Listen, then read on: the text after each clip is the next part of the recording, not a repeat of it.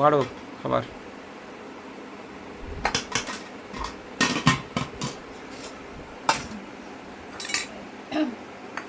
মাছ ভাজা, রুই মাছ, তারপরে কলমি শাক। কলমি শাক কী দিয়ে বানিয়েছে? মাছ দিয়ে? ভালো লাগবে কলমি শাকের তরকারিটা খুব। ওই ছোটো দেশি মাছগুলো দিয়ে না?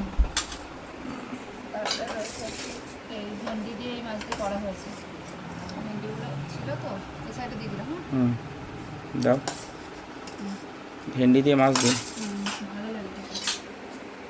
তারপরে রয়েছে উচ্ছে দিয়ে করা হয়েছে। উচ্ছে দিয়ে কী মাছ?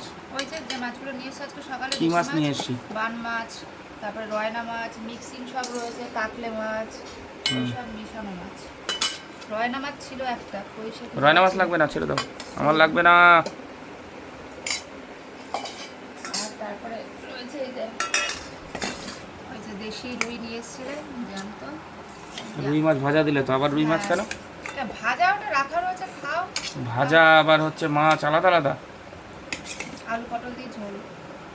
আলু তো তুমি খাবা না, তাই পটল দিচ্ছি। ঠিক আছে।